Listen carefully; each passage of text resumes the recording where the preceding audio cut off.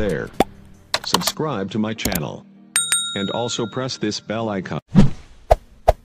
Saudara-saudaraku yang terkasih di dalam Tuhan, bertemu kembali dengan saya Rina Solihin dalam channel Rina Menjawab. Teman-teman, bagaimana kabar Anda semuanya? Semoga tetap berada dalam keadaan sehat, kemudian penuh dengan sukacita, damai sejahtera yang dari Tuhan kita Yesus Kristus. Saya mengerti teman-teman, terutama teman-teman Kristuber, saat ini sedang berpikir keras ya.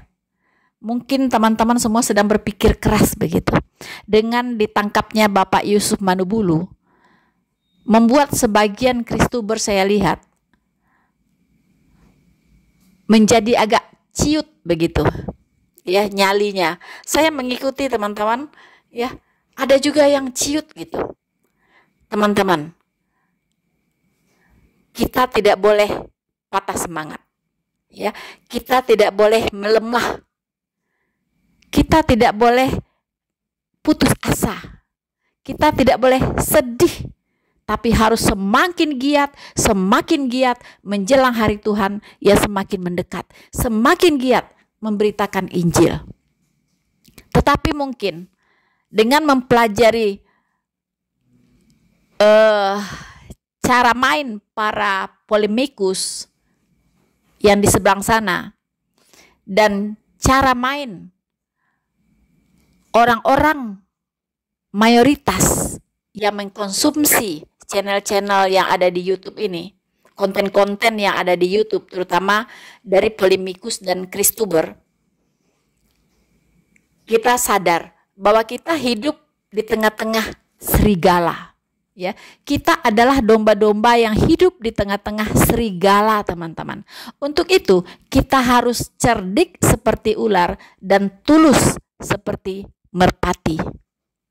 Jadi, kita harus tetap semangat, jangan putus asa, jangan ciut, jangan menjadi nyalinya lemah, ya, jangan sampai kehilangan nyali. Tapi saya kira strategi yang harus kita ubah. Strategi, teman-teman. Ya, strategi itu yang harus diubah. Tujuan tetap sama, yaitu memberitakan Injil Kristus supaya banyak orang mengenal kebenaran dan diselamatkan. Nah, setelah kita mempelajari situasi di lapangan, kita harus ubah strategi. Kalau saya pribadi, teman-teman, dari awal saya sudah bisa membaca ya karakter manusia-manusia yang ada di republik ini. Teman-teman, banyak orang-orang yang mau mencubit tapi tidak mau dicubit. Ya, hobi menyenggol orang tetapi tidak suka disenggol. Begitu, ya. Nah, ini yang jadi persoalan begitu. Saya mengerti mengapa kadangkala para Kristuber jadi emosi ya saat mereka membuat konten atau saat mereka berada di dalam arena perdebatan. Karena terpancing, begitu kan? Karena terpancing. Hujat dijawab dengan hujat. Ya, karena memang kalau kita mau menghujat, banyak sekali yang bisa dihujat, begitu kan? Banyak sekali gitu. Mereka juga sama, banyak sekali yang bisa mereka hujat, begitu. Tapi mereka menghujat apa yang mereka tidak kenal. Nah, itulah sebab saya menyadari ya bahwa saya juga punya kelemahan, teman-teman. Saya orangnya sangat responsif juga gitu. Ya. Kadang orang belum selesai ngomong, itu saya udah bisa jawab gitu. Saya udah tahu dia pikirannya mau kemana itu. Nah itu orang-orang yang memang suka berdebat. Saya suka berdebat, teman-teman. Ya, saya sangat suka berdebat. Tetapi dalam konteks penginjilan, ya, itu saya tidak suka berdebat. Tapi kalau dalam hal lain, wow, jangan tanya, teman-teman. Ya, saya sangat suka berdebat. Sampai kepepet baru saya berhenti ya. Sampai orang itu kepepet, udah mentok baru saya berhenti. Saya kejar terus dia. sampai mentok dia. Nah, itu saya, teman-teman. Tetapi dalam penginjilan itu saya sudah mengambil satu satu bentuk, itu no debat. No debat. Mengapa, teman-teman? Karena saya tahu ya, kalau kita berdebat dengan muslim, kadang juga saya dipancing, teman-teman. Kadang di komen ya, di komen-komen di video saya, berani enggak debat dengan Zuma, ya? Berani enggak debat dengan ini? Berani enggak debat dengan ini? Persoalannya bukan soal beraninya, Bung. Kalau berani, saya sangat berani, ya. Sangat berani kalau untuk berdebat. Tetapi saya tidak memakai cara itu di dalam penginjilan. Saya tidak pakai cara itu. Ya. Mengapa? Pertama, saya akan kehilangan fokus kalau berdebat. Saya ingin memberitakan sebanyak-banyaknya kebenaran firman Tuhan. Saya ingin memberitakan sebanyak-banyaknya berita Injil yang menyelamatkan. Kalau saya berdebat, ya, itu nanti ngomongnya sudah nggak bisa lurus begitu. Bisa kesana kesini, sudah tidak terkontrol, mengikuti alur dari lawan debat kita, mengikuti alur irama dari lawan debat kita. Jadi udah melenceng kesana kesini gitu, tidak fokus, teman-teman, ya. Nah, tapi kalau saya monolog bukan karena saya tidak bisa berdebat ya. Banyak muslim-muslim salah mengerti terkadang ya. Saya monolog, mengambil bentuk monolog supaya saya bisa fokus ya dalam penginjilan saya. Jadi jelas awalnya apa, pertengahannya apa, ujungnya apa, itu sudah terskema semua, teman-teman. Ya, sudah tersusun rapi apa yang ingin saya sampaikan. Begitu. Memang dalam bentuk berapologet. Ya, jadi saya ketemu ustadz-ustadz atau mu'alaf, ya, yang berani-berani bicara salah tentang iman kekristenan, yang tidak sesuai dengan kebenaran yang ada di Alkitab. Nah, itu saya counter. Saya tampilkan dulu dia bicara apa. Setelah itu saya counter. Ya. Mengapa saya harus tampilkan dulu, cuplik dulu apa yang dia omongin? Supaya apa? Kalau ada kasus hukum sebagai bukti, itu tidak bisa mengelak bahwa saya betul-betul sedang mengcounter dia.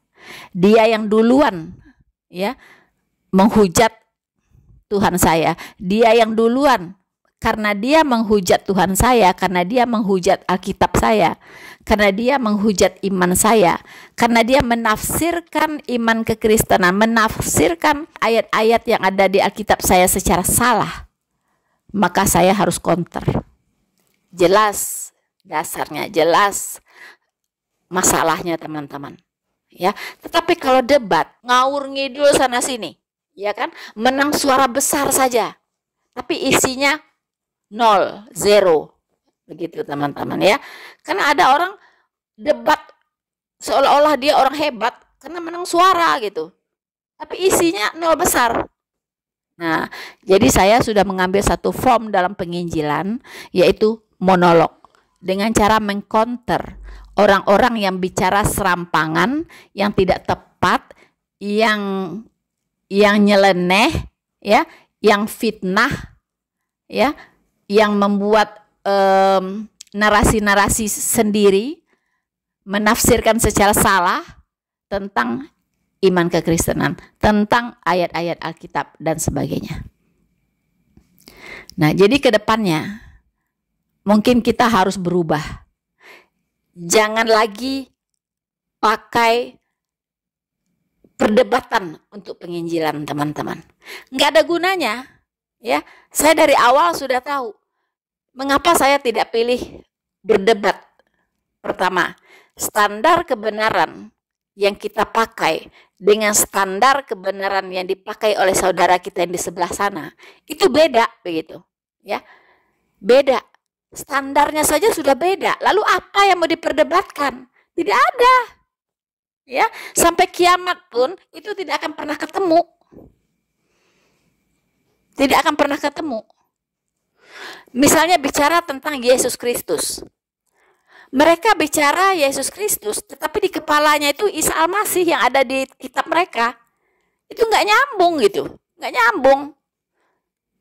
Kita bilang Yesus Kristus lahir di kandang domba, dia bilang di bawah pohon korma, sampai kiamat pun nggak ketemu, teman-teman. Ya,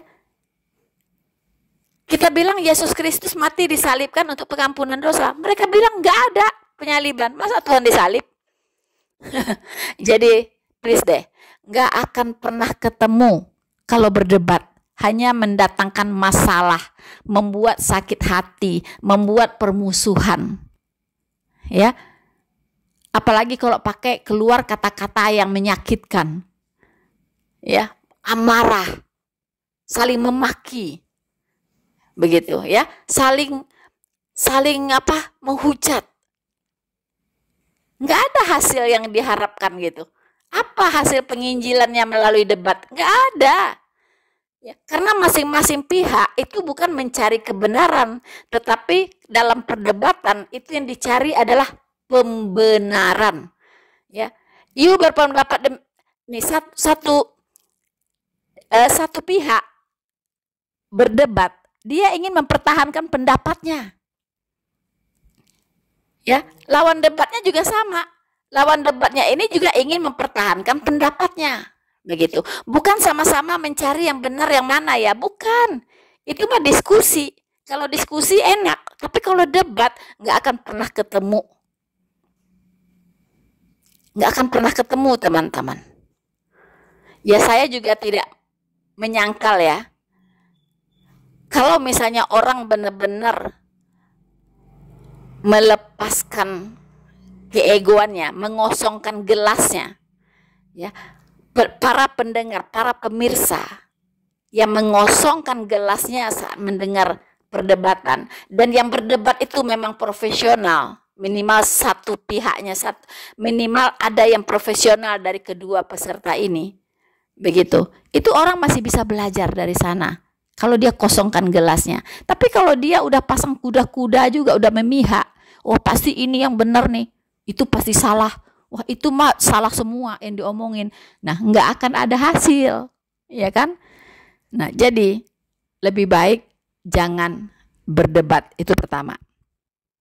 Yang kedua, kalau kita berapologet, ya, tidak perlulah mengutip-ngutip ayat dari kitab orang lain.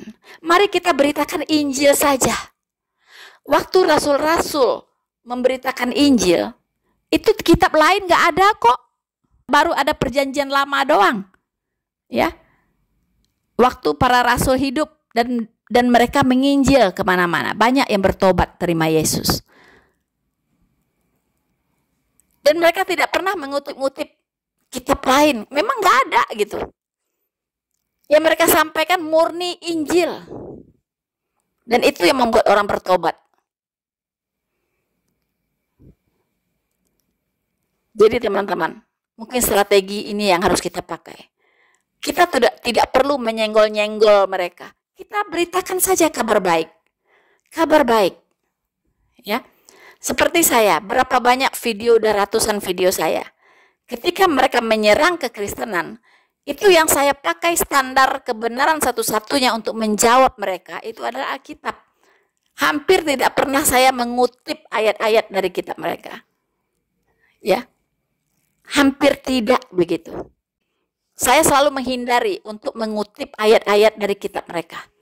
Mengapa? Karena iman saya, dengan iman saya percaya, standar satu-satunya yang boleh saya pakai sebagai umat Kristen, yaitu Alkitab. Di luar itu, tidak. Ya, karena standar kebenaran saya hanya Alkitab. Hanya firman Tuhan yang ada di Alkitab. Itulah yang harus saya perkatakan. Dan tidak perlu didukung oleh kitab lain yang ada di luar Alkitab. Tidak perlu didukung oleh teori apapun di luar Alkitab. Itu prinsip saya. Ya. Jadi terserah mereka. Mereka mengatakan, wah enggak berani debat. Memang saya tidak mau debat. Ya, memang saya tidak mau debat. Enggak, saya enggak pakai cara berdebat.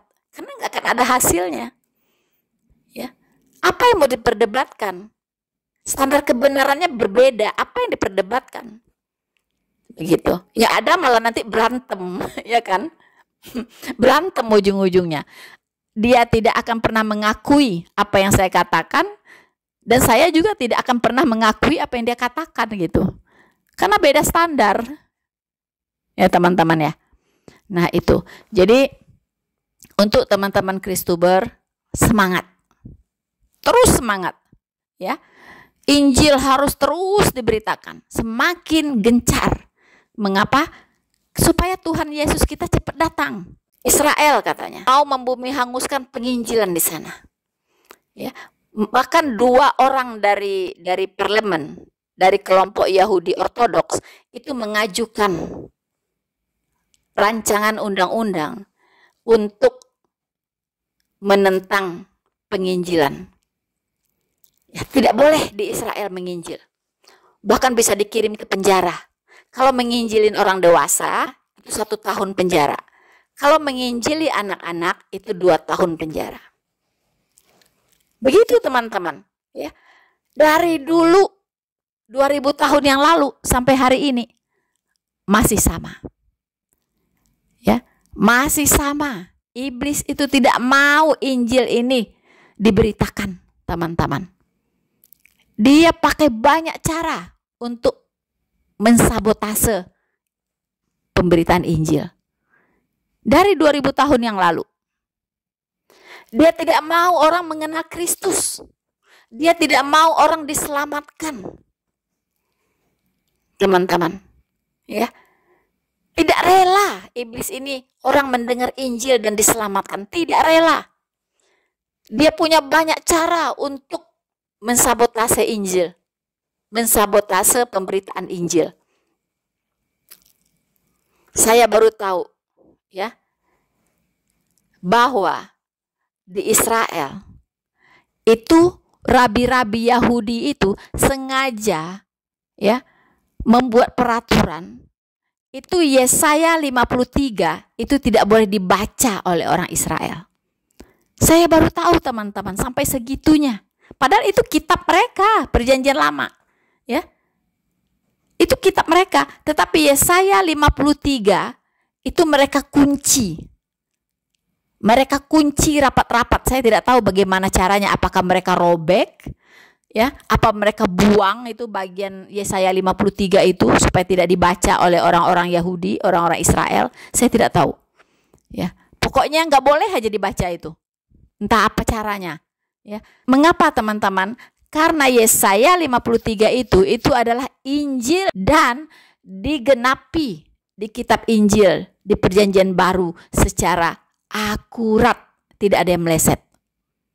Nah, itu teman-teman, ya. Jadi rabi-rabi Yahudi itu mengunci kitab Yesaya 53 ini. Ya, ditutup rapat-rapat. Karena kitab Yesaya itu adalah disebut kitab Injil Perjanjian Lama. Disitulah pemberitaan tentang Mesias yang akan datang. Bagaimana dia dilahirkan, bagaimana pelayanannya, bagaimana dia disalibkan, mati dan bangkit pada hari ketiga. Dan apa misinya, itu semua dinubuatkan teman-teman di kitab Yesaya 53. Inilah yang ditutup rapat-rapat oleh rabi Yahudi supaya orang Israel tidak mengenal kebenaran. Teman-teman, dan itu jugalah yang terjadi di Indonesia saat ini. Di mana iblis memakai pihak-pihak tertentu untuk membungkam pemberitaan Injil. Satu-satu Kristuber dicemplungin ke penjara teman-teman dengan judul penistaan agama. Padahal yang dari seberang sana itu menistanya udah gak ketulungan gitu. Ya tapi mengapa mereka tidak ada yang terjerat? Adalah sedikit Yaya Waloni mampir sebentar. Iya kan, dapat 9 bulan. MKC dapat 10 tahun. Luar biasa. Plus makan tai. Ya teman-teman ya. Nah, begitulah. Memang iblis itu tidak pernah akan membiarkan orang mendengar Injil keselamatan dan diselamatkan. Tidak akan pernah membiarkan. Dia akan membuat banyak cara untuk menghalangi pemberitaan Injil. Tapi teman-teman, kita tidak boleh kalah oleh iblis. kita harus tetap maju, tetap bersemangat, tetap berjuang, supaya banyak orang dimenangkan. Teman-teman, sekarang saya dengar kabar Bapak Yusuf Manubulu sudah menjadi tersangka. Wow, kilat ya teman-teman ya, kilat. Tetapi saya juga dengar bahwa prosedur penangkapan itu dilakukan salah prosedur, teman-teman. Ya, prosedurnya tidak dijalankan begitu. Nah, kalau satu kasus hukum salah prosedur, itu biasanya gugur. Ya, itu yang saya tahu. Kalau salah prosedur, itu harus gugur demi hukum. Tapi ya namanya peraturan ya memang untuk dilanggar ya teman-teman ya. Memang orang banyak tahu hukum, tetapi tidak menegakkan hukum. Banyak orang tahu peraturan, tapi tidak ikut peraturan. Mau-maunya sendiri. Kita berdoa untuk Bapak Yusuf Manubulu, supaya kuat, tetap semangat, tetap memiliki damai sejahtera, apapun yang terjadi.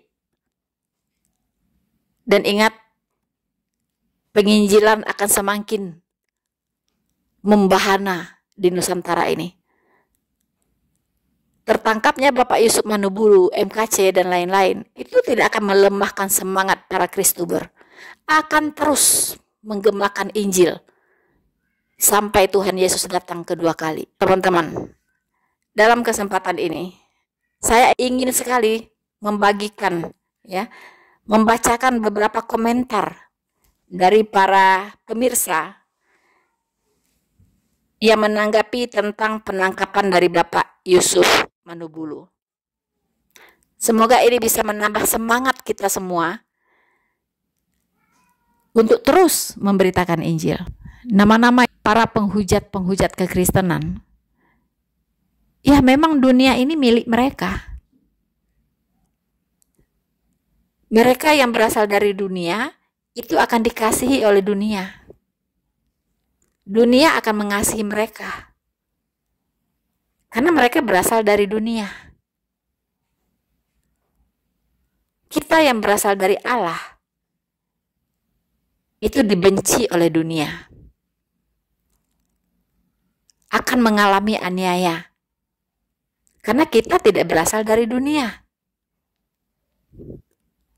Teman-teman, teguhkan dan kuatkan hatimu. Para laskar Kristus. No turning back. No turning back.